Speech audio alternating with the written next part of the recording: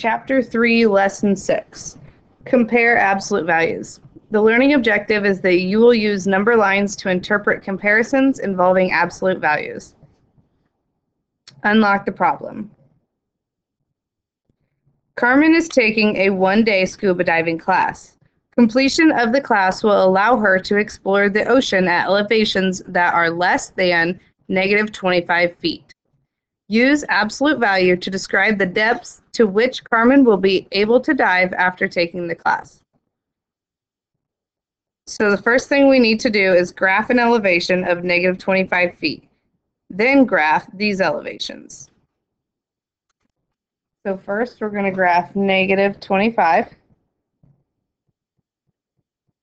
And then we're going to graph negative 30, negative 35, and negative 40. List 3 elevations that are less than negative 25 feet, and then graph them.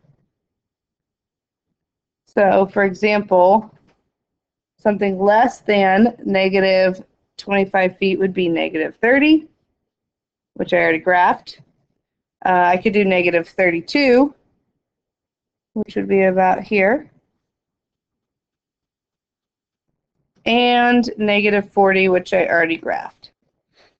Elevations less than negative 25 feet are found below negative 25. Remember, on this number line, up here is greater and down towards the bottom would be less.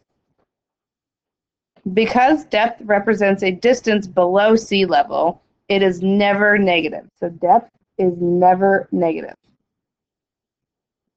In this situation, the absolute value of negative 25 feet represents a depth of 25 feet because the absolute value is how many units away from zero it is.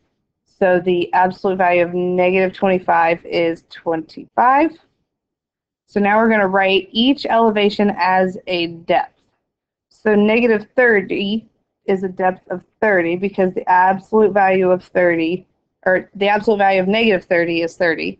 The absolute value of negative 5, negative 35 is 35. And the absolute value of negative 40 is 40.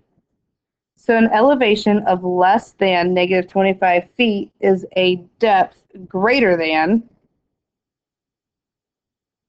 25 feet. So when we do absolute value, it switches from below to greater than. So Carmen will be able to dive depths of greater than 25 feet after taking the class.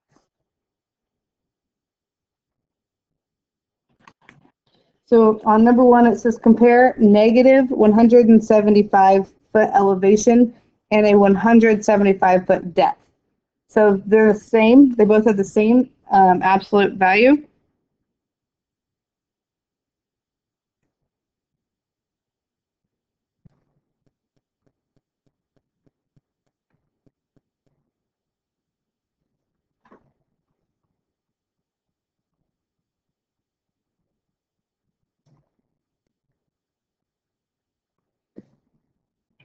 So a diver at an elevation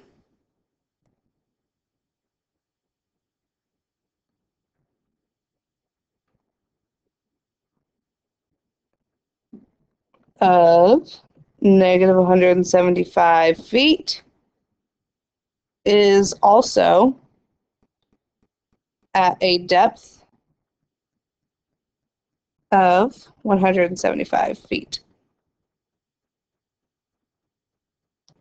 Let's look at our example. So Cole has an online account for buying video games. His account balance has always been greater than negative $16. Use absolute value to describe Cole's account balance as a depth.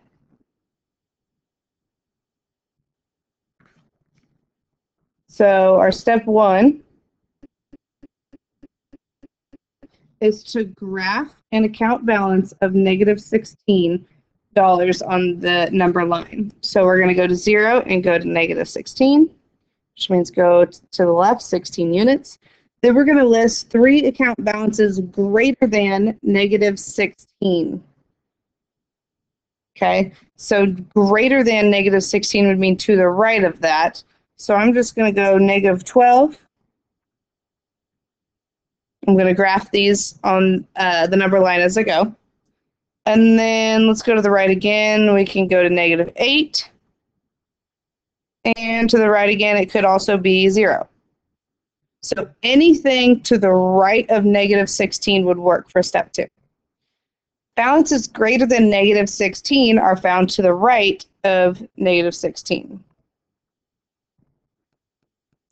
Step 3 is to express an account balance of negative 16 as a debt. In this situation, negative $16 represents a debt of 16. Now remember, debt is below 0. So to step 4, it says complete the table. Express or complete the table. So balance is greater than negative 16. Debt is the absolute value. So that's how far below 0 it is. So we just turn these into absolute values to find our debt. So the debt of negative 15 is just a debt of 15. And negative 14 is a debt of 14. A debt of 13 would be negative $13. Each debt in the table is less than 16. So again,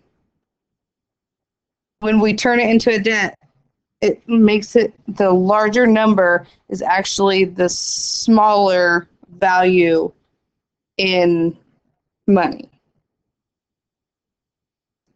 So Cole's account balance is always greater than negative $16. So his debt on his account is always less than $16. Explain how you can describe a debt as an absolute value. A debt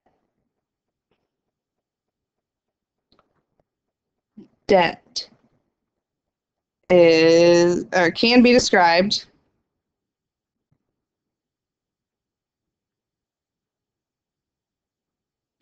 as the absolute value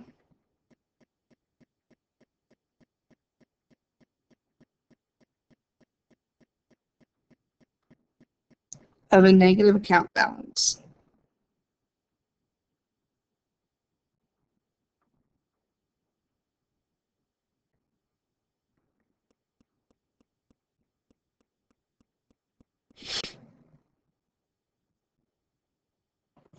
Again, our objective for this lesson was that we will use number lines to interpret comparisons involving absolute values. If you have any questions, be sure to ask your teacher.